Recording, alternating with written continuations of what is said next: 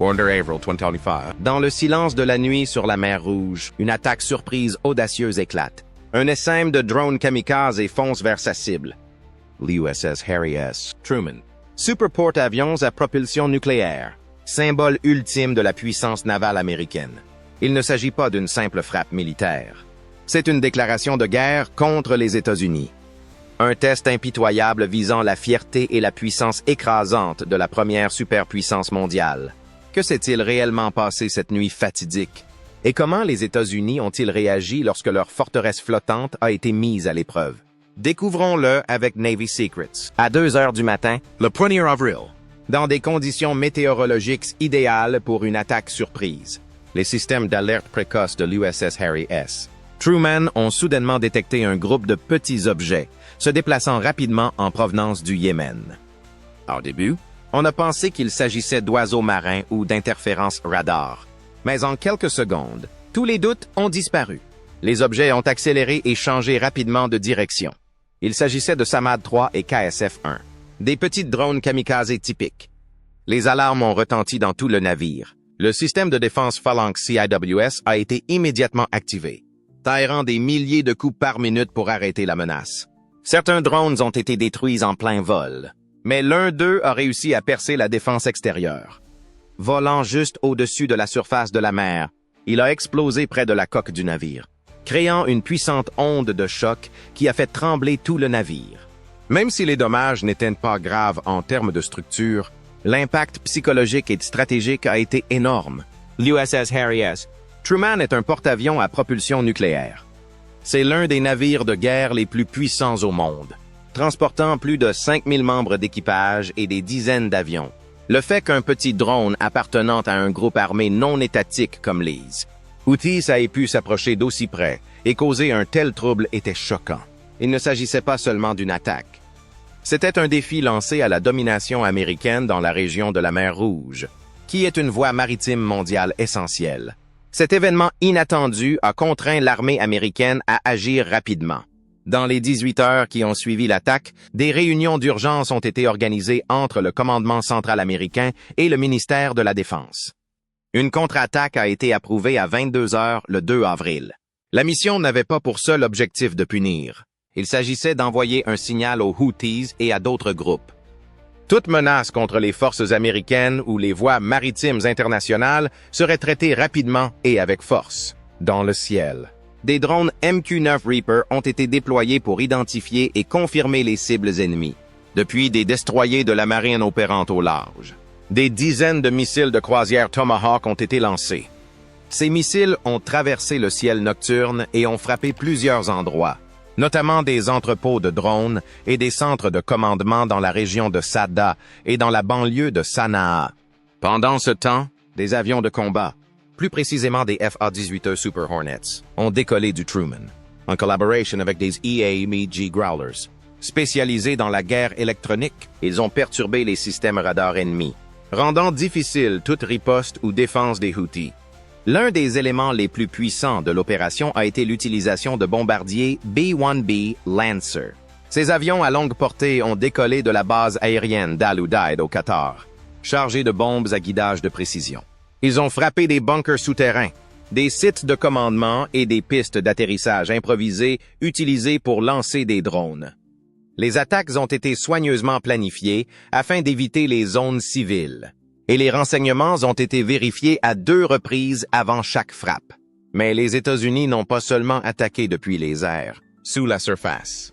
Un sous-marin de classe Virginia est resté caché et a tiré des missiles Tomahawk supplémentaires. Ces sous-marins sont connus pour leur furtivité et leur précision. Dans le même temps, des avions de surveillance P-8 Poseidon ont survolé la zone, suivant les mouvements des navires et s'assurant que la zone restait sûre pour le commerce international. En 36 heures, la plupart des infrastructures de drones des Houthis dans le nord du Yémen ont été détruites ou gravement endommagées. Les principaux sites de stockage, les centres de communication et les sites de lancement de drones ont été détruits. En conséquence, le groupe a dû suspendre ses opérations de drones visant la mer Rouge. Cette réponse n'était pas seulement une action militaire, c'était un message. Les États-Unis voulaient montrer qu'ils ne toléreraient aucune menace à l'encontre. de leur force navale ou de la liberté de navigation dans les eaux internationales. La mer Rouge, qui relie la Méditerranée à l'océan Indien via le canal de Suez, est l'une des routes commerciales les plus importantes au monde. Si des groupes, tels que les Houthis, parviennent à perturber le trafic dans cette région, les répercussions pourraient se faire sentir dans l'ensemble de l'économie mondiale. Cependant, malgré le succès de l'opération, celle-ci a également soulevé des questions difficiles. Comment des drones aussi simples et bon marché ont-ils pu contourner des défenses avancées? Comment les grandes puissances militaires doivent-elles se préparer à ce type de menace à l'avenir? À mesure que la guerre évolue, la puissance militaire traditionnelle ne suffit plus. Les pays doivent désormais trouver des moyens de faire face à des ennemis plus petits et plus agiles qui utilisent des technologies peu coûteuses de manière intelligente. Ces dernières années, l'utilisation de drones dans les zones de conflit a considérablement augmenté. De l'Ukraine à la Syrie, et maintenant au Yémen, les drones changent la façon dont les guerres sont menées. Ils peuvent être lancés de presque n'importe où, sont difficiles à détecter et relativement peu coûteux à produire. Pour des groupes comme les Houthis, ils constituent un moyen puissant d'attaquer des adversaires beaucoup plus forts sans risquer la vie de nombreux combattants. L'armée américaine en est consciente. C'est pourquoi des discussions ont immédiatement été engagées pour moderniser les défenses des navires, améliorer les systèmes radars et créer de meilleures technologies de lutte contre les drones. Les experts estiment que les futurs navires de guerre pourraient être équipés de nouveaux types d'armes laser ou à micro-ondes afin d'abattre les drones plus rapidement et plus efficacement. Au final, l'attaque contre le Truman et la réponse américaine ont révélé une nouvelle réalité de la guerre moderne.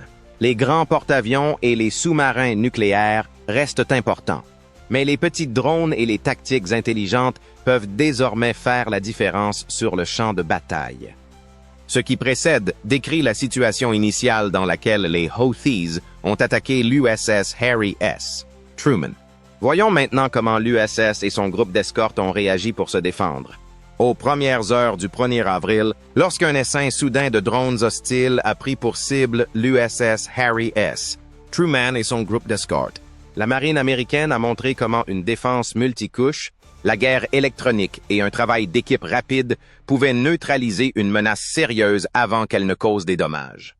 La riposte défensive a commencé à partir de la couche extérieure, où le système de combat Aegis, l'un des systèmes de défense navale les plus avancés au monde, a joué un rôle crucial.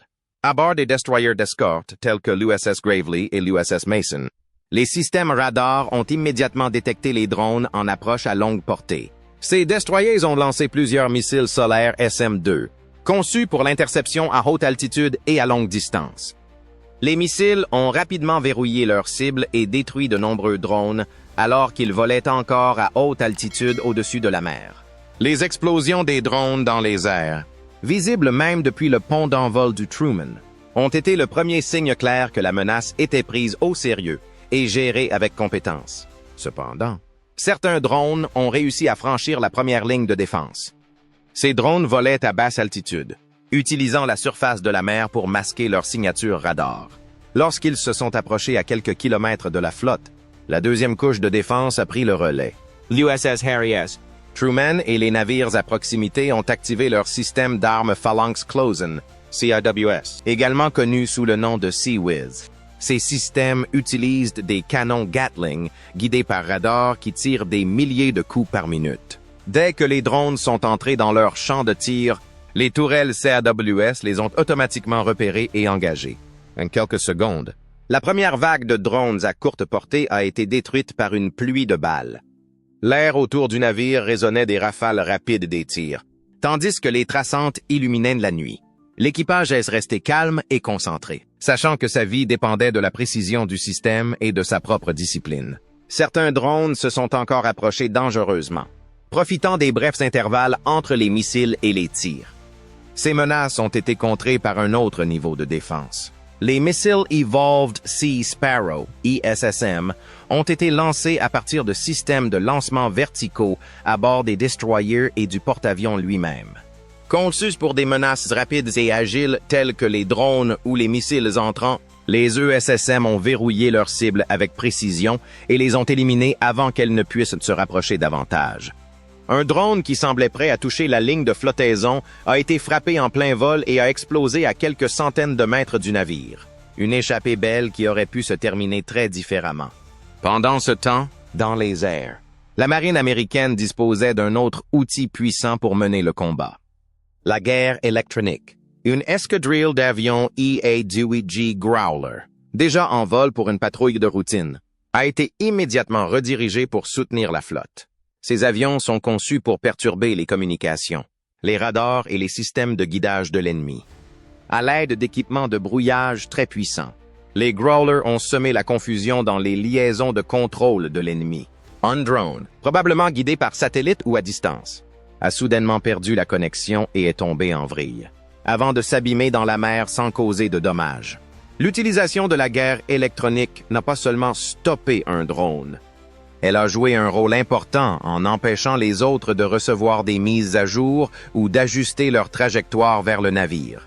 Dans la guerre moderne, combattre avec des ondes invisibles peut être tout aussi important que d'utiliser des balles ou des missiles. Grâce à cette combinaison de défenses dures et douces, l'issue de l'attaque a été totalement favorable à la marine américaine. Aucun dommage n'a été signalé sur les navires du groupe. Aucun blessé, aucune explosion à bord. Seuls quelques débris flottaient dans la mer à l'endroit où les drones avaient été détruits. Tous les drones hostiles ont été neutralisés avant d'atteindre une distance dangereuse.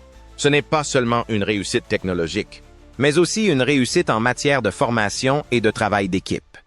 Les marins, les pilotes et les officiers impliqués ont parfaitement suivi leur entraînement. Des opérateurs radars qui ont repéré la menace en premier, aux équipages des missiles qui ont lancé les SM-2, en passant par les équipes CEWS qui se tenaient prêtes pour la défense à courte portée, et enfin les pilotes des Growlers qui ont perturbé le contrôle ennemi. Chaque maillon de la chaîne de défense a fonctionné sans heurts et en parfaite coordination. Cet événement a rappelé à tous pourquoi la défense multicouche est si importante dans les opérations navales modernes. Les menaces ne proviennent plus uniquement des navires ou des sous-marins ennemis. Aujourd'hui, elles peuvent provenir d'un petit drone bon marché équipé d'une ogive explosive, lancé depuis un camion, une plage ou même un bateau de pêche. Ces drones sont difficiles à détecter et encore plus difficiles à détruire s'ils ne sont pas arrêtés à temps. Pourtant, dans ce cas précis, la marine américaine a prouvé qu'avec la bonne combinaison de systèmes, de missiles à longue portée, de canons à courte portée, d'intercepteurs agiles et d'outils électroniques intelligents, même une menace complexe et rapide comme un essaim de drone peut être stoppée net. Dans des interviews accordées après l'événement, plusieurs officiers ont salué la rapidité de réaction de l'équipage. Un officier supérieur à bord du Truman a déclaré « Les exercices que nous effectuons sont épuisants, mais aujourd'hui, ils ont fait toute la différence. Tout le monde savait exactement quoi faire. Personne n'a hésité. » Ce genre de commentaires reflète la préparation minutieuse qui se cache derrière cette réaction calme. La marine américaine s'entraîne constamment à des situations comme celle-ci. Des frappes de missiles au brouillage électronique, afin que même lorsque le danger réel apparaît, l'équipe réagisse comme une machine bien huilée. Et c'est exactement ce qui s'est passé aux premières heures du 1er avril. À mesure que les menaces continuent d'évoluer et que de plus en plus de groupes armés ont accès à des drones à bas prix, des événements comme celui-ci risquent de se multiplier. C'est pourquoi le succès de l'USS Harry S. Truman et de son groupe d'escorte est plus qu'une simple victoire. Il démontre comment les marines modernes doivent s'adapter, renforcer leur défense et faire confiance à la technologie et à leurs hommes pour se protéger. De l'écran radar au canon, en passant par le pilote dans le ciel, chaque élément compte. Les couches défensives de l'USS Truman sont vraiment impressionnantes. Plongeons-nous maintenant dans les puissantes contre-attaques lancées par la marine américaine. Au moment où le drone kamikaze Houthi a frappé près de l'USS Harry S. Truman le 1er avril, il est apparu clairement à la marine américaine que non seulement une réponse ferme était nécessaire, mais qu'elle était inévitable. En quelques heures, les responsables du Pentagone se sont réunis en urgence avec le commandement central américain pour évaluer la situation et préparer une contre-attaque. Les services de renseignement ont rapidement localisé les sites de lancement des drones hostiles. Beaucoup étaient cachés dans des régions reculées du nord du Yémen, notamment dans les zones montagneuses près de Sada et dans des zones stratégiques à la périphérie de Sania. Après avoir vérifié les cibles et évalué les risques, Une riposte à grande échelle a été ordonnée. À 22 heures, le 2 avril, la marine et l'armée de l'air américaine ont lancé une frappe coordonnée, à plusieurs niveaux visant non seulement à détruire les capacités des drones des Houthis, mais aussi à envoyer un message clair. Toute menace contre les forces américaines et la liberté de navigation dans la mer Rouge serait accueillie par une force écrasante. La contre-attaque a commencé par un assaut aérien de précision mené par des chasseurs FA-18E Super Hornet, lancés directement depuis le pont de l'USS Harry S. Truman. Ces avions étaient équipés de missiles de croisière à longue portée et de bombes anti-radar, soigneusement choisis pour leur capacité à frapper les sites de stockage, de drones et les centres de commandement avec un minimum de dommages collatéraux. Simultanément, des avions de guerre électroniques EA-18G Growler ont décollé pour brouiller les systèmes radars ennemis et perturber les communications, réduisant ainsi les risques de représailles et protégeant les avions d'attaque américains contre les menaces de missiles solaires. Afin d'assurer une connaissance parfaite de la situation, des avions d'alerte avancée E-2D Hawkeye ont survolé la zone de combat, fournissant des informations en temps réel sur les mouvements aériens et terrestres. Pendant ce temps, à plusieurs kilomètres au large des côtes yéménites, des destroyers lance-missiles guidés tels que l'USS Gravely et l'USS Mason ont lancé des missiles de croisière Tomahawk. Ces missiles ont pénétré profondément dans le territoire contrôlé par les Houthis, visant des installations radar, des sites d'assemblage de drones et des bunkers souterrains utilisés pour stocker des armes et faire fonctionner des systèmes de commandement. Mais ce qui a rendu cette opération vraiment unique, ce n'est pas seulement sa puissance de feu, c'est l'intégration de capacités de guerre modernes et non cinétiques. Au cours des derniers mois, les destroyers de la marine américaine ont testé et perfectionné des moyens de neutraliser les drones sans même tirer un seul coup de feu. En effet, pendant la phase préparatoire de cette riposte, l'USS Gravely et l'USS Mason avaient déjà prouvé leur capacité à utiliser des outils de guerre électronique pour abattre des drones en mer Rouge sans recourir à des armes traditionnelles. Les marins à bord de ces navires ont utilisé des systèmes tels que l'AN/SLQ-32, communément appelé SLC-32, pour détecter, brouiller et désorienter les drones en approche en émettant des signaux perturbateurs sur leur fréquence de contrôle. Un document interne daté du 19 février 2024 a révélé comment les marins à bord du Gravely avaient utilisé avec succès des systèmes d'armes non cinétiques pour intercepter et neutraliser plusieurs drones. Ces engagements, qui n'ont nécessité ni missiles ni balles, ont permis d'économiser les munitions coûteuses des navires et de rester plus longtemps dans la zone de combat sans avoir besoin de ravitaillement. Cela a marqué un changement majeur dans la guerre navale, prouvant que les navires de guerre pouvaient s'adapter aux menaces modernes des drones en utilisant des technologies avancées plutôt que la force brute. Cette doctrine de défense non cinétique avait déjà commencé à influencer la façon dont l'ensemble de la marine de surface envisageait le combat en mer. Au lieu de répondre à chaque menace par une contre-mesure explosive, les navires avaient désormais la possibilité d'utiliser le bruit électronique, le brouillage et la perturbation des signaux pour neutraliser les drones ennemis de manière silencieuse et efficace. Dans certains cas, ces drones s'écrasaient simplement dans la mer, leur système de guidage étant perturbé par les interférences électromagnétiques. L'équipement d'exploitation des signaux, SSE, des navires, autre outil clé utilisé par les destroyers, fournissait des données en temps réel qui aidaient les marins à prendre des décisions rapides lors de ces rencontres. Selon les analystes de la défense, ces développements ont non seulement réduit les coûts opérationnels, mais ont également fourni à la marine un moyen durable de faire face aux centaines de menaces de drones provenant de groupes tels que les Houthis. Lors de la contre-attaque du 2 avril, cette combinaison de puissance de feu traditionnelle et de guerre électronique avancée s'est avérée très efficace. Plus de 30 cibles à travers le Yémen ont été touchées dans les 36 premières heures, notamment des hangars de drones, des stations radars et des bunkers de commandement.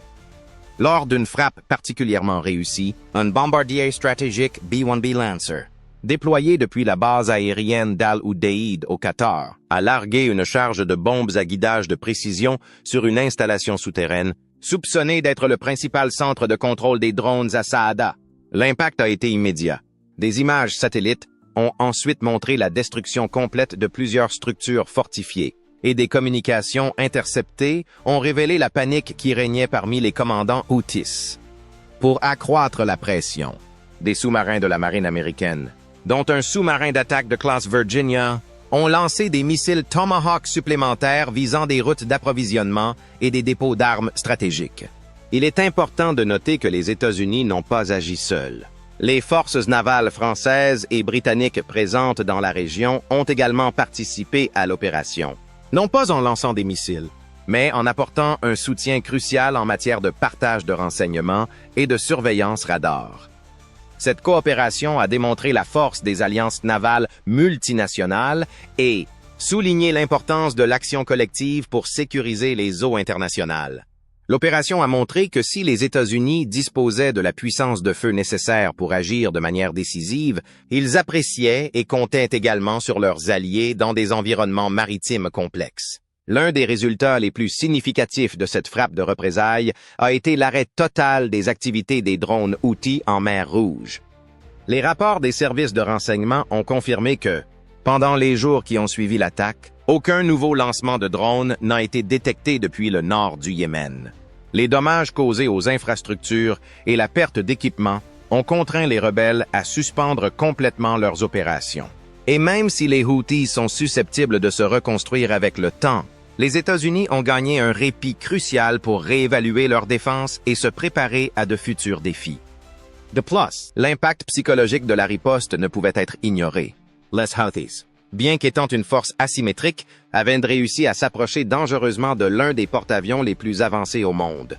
La réponse américaine, rapide et dévastatrice, a restauré l'image de la domination navale et rappelé à ses adversaires à travers le monde la capacité des États-Unis à projeter leur puissance quand et où cela est nécessaire. Au-delà du champ de bataille, cette opération a fourni des enseignements essentiels pour l'avenir de la guerre navale. Elle a mis en évidence le rôle croissant des drones et la nécessité urgente pour les marines de s'adapter en intégrant des solutions non cinétiques dans leur protocole de défense quotidien. Elle a également prouvé la valeur de la préparation et des stratégies de défense multicouches.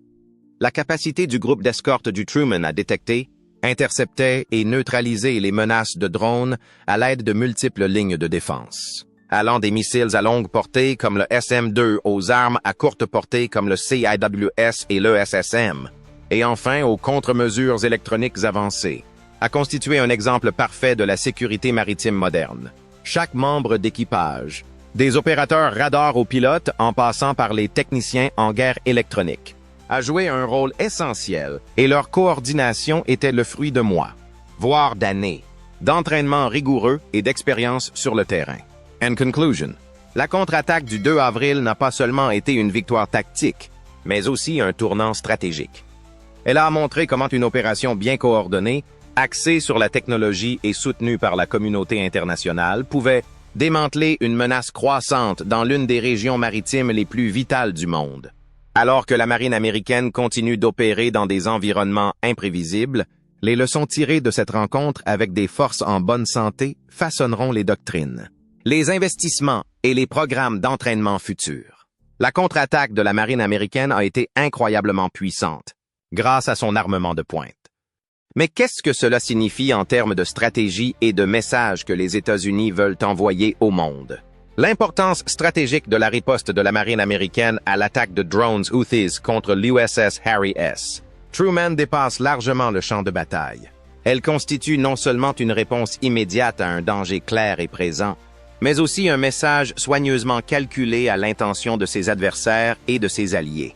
La riposte décisive de la marine américaine a démontré que toute attaque contre l'un de ses porte-avions, symboles les plus puissants de la puissance militaire américaine, sera accueillie par une force écrasante. In substance, elle a déclaré au monde entier qu'attaquer un porte-avions américain équivaut à une déclaration de guerre et provoquera une réponse si rapide et dévastatrice qu'aucun acteur, étatique ou non, ne peut espérer y survivre politiquement ou militairement. Cet effet dissuasif est crucial dans un monde où les menaces asymétriques sont de plus en plus courantes. Des acteurs non étatiques tels que les Houthis ont commencé à s'appuyer sur des technologies bon marché mais efficaces, telles que les drones, pour jouer dans la cour des grands. En démantelant l'infrastructure des drones des Houthis en quelques heures, les États-Unis ont réaffirmé leur domination technologique et montré que, même si leurs adversaires peuvent innover en matière de tactique de guérilla, l'armée américaine reste inégalée en termes d'exécution opérationnelle et de coordination. Mais les implications sont encore plus profondes si l'on considère la valeur géostratégique de la mer Rouge. Cette étroite bande d'eau, qui s'étend entre la péninsule arabique et le nord-est de l'Afrique, est une artère vitale de l'économie mondiale. Chaque année, des milliers de milliards de dollars de marchandises, notamment du pétrole, du gaz naturel et des produits manufacturés, transitent par ce corridor via le canal de Suez. Toute perturbation dans cette région a des répercussions sur les marchés mondiaux, affectant toutes, des prix de l'énergie à la sécurité alimentaire. Par conséquent, garantir la sécurité et la liberté de navigation dans la mer Rouge n'est pas seulement une préoccupation régionale pour les États-Unis. Il s'agit d'une responsabilité mondiale. La capacité de la marine à neutraliser la menace de manière aussi efficace est un message fort et rassurant pour la communauté internationale. Les États-Unis ne toléreront aucune action qui mette en péril la stabilité des routes commerciales mondiales. De plus, cela renforce la crédibilité des lois et normes maritimes de longue date qui protègent le droit des nations à naviguer librement. Cette action défend non seulement les intérêts américains, mais aussi les intérêts économiques communs des nations du monde entier qui dépendent des mers ouvertes pour soutenir leurs économies. D'un point de vue stratégique, cette opération a également permis de réaffirmer la position des États-Unis en tant que puissance maritime dominante dans le monde. Elle a démontré l'intégration parfaite de la technologie, du renseignement, de la coopération multinationale et de la précision tactique. Ce faisant, elle a souligné la capacité de la marine américaine à opérer dans des environnements à rythme soutenu et à enjeux élevés. Le recours réussi à des mesures cinétiques et non cinétiques, notamment la guerre électronique et la coordination multinationale, prouve que la marine américaine est non seulement équipée pour la guerre navale traditionnelle, mais aussi qu'elle s'adapte très bien aux menaces modernes. La rapidité avec laquelle la riposte a été planifiée et exécutée souligne encore davantage le haut niveau de discipline, d'entraînement et de coordination qui caractérise les opérations navales américaines. Lorsque l'ordre a été donné, des systèmes ont été mobilisés dans les domaines aériens, maritime et cybernétique, impliquant plusieurs branches de l'armée et plusieurs forces alliées. Ce haut degré d'interopérabilité met en évidence la capacité des États-Unis à diriger des coalitions complexes et à répondre de manière unifiée aux menaces émergentes. En outer, cette opération a permis de démontrer en temps réel la doctrine militaire en action. Si de nombreux pays parlent de déploiement rapide, de guerre intégrée et de supériorité technologique, rares sont ceux qui peuvent mettre en œuvre ces concepts avec la finesse et l'impact dont a fait preuve la marine américaine. Ce faisant, les États-Unis ont fait plus que neutraliser une menace. Ils ont mis en avant l'ensemble de leurs capacités navales, du renseignement et du brouillage électronique au bombardement de précision et à la coordination logistique mondiale. Cette visibilité constitue un puissant moyen de dissuasion pour les adversaires qui envisageraient des attaques similaires. Ils sont désormais pleinement conscients que toute tentative de ce type se heurtera à une réponse non seulement musclée, mais aussi méticuleusement planifiée et exécutée. Dans le même temps, cette opération a contribué à restaurer la confiance des alliés et partenaires des États-Unis dans la région. Face à l'instabilité croissante au Moyen-Orient et aux menaces grandissantes pour la sécurité maritime, de nombreux acteurs régionaux se tournent vers les États-Unis pour leur leadership et leur protection. La réponse rapide et efficace à l'attaque des Houthis les rassure sur le fait que les États-Unis restent profondément attachés au maintien de l'ordre et de la stabilité dans des zones stratégiques clés. Elle renforce les partenariats de défense existants et jette les bases d'une coopération plus approfondie en matière de partage de renseignements, d'exercices conjoints et d'opérations maritimes combinées. Dans un contexte plus large, elle renforce l'architecture de sécurité dirigée par les États-Unis qui a soutenu la paix et la prospérité dans des régions critiques du monde entier. En conclusion, la frappe de représailles de la marine américaine était bien plus qu'une réponse militaire tactique. Il s'agissait d'une manœuvre stratégique calculée, aux implications multiples. Elle a dissuadé toute menace future en démontrant une capacité de riposte écrasante. Elle a sécurisé une artère vitale du commerce mondial, garantissant la libre circulation des biens et de l'énergie. Elle a réaffirmé le statut des États-Unis en tant que première puissance navale, capable de mener des opérations militaires rapides, coordonnées et technologiquement avancées. Et surtout, elle a envoyé un message clair et sans ambiguïté à ses amis comme à ses ennemis.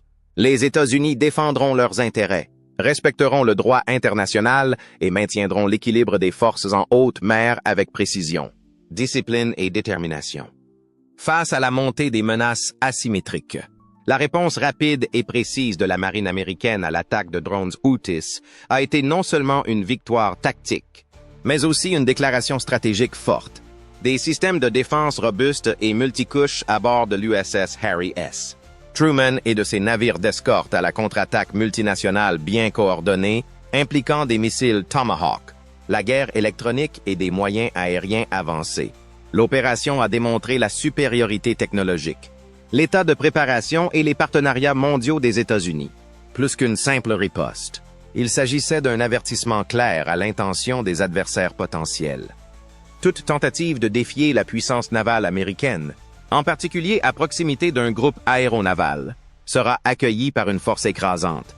Au-delà de la puissance militaire, cette opération a également réaffirmé l'engagement des États-Unis à protéger la liberté de navigation dans l'un des corridors maritimes les plus critiques au monde, la mer Rouge. Ce faisant, elle a contribué à sécuriser les routes commerciales mondiales et démontré le rôle de la marine américaine en tant que gardienne de l'ordre international. À mesure que la nature des conflits évolue, la capacité à s'adapter rapidement, à tirer parti des technologies de pointe et à agir de manière décisive, restera au cœur de la stratégie maritime américaine, envoyant ainsi un message clair au monde entier. Les États-Unis sont prêts, capables et déterminés à défendre leurs intérêts et leurs alliés.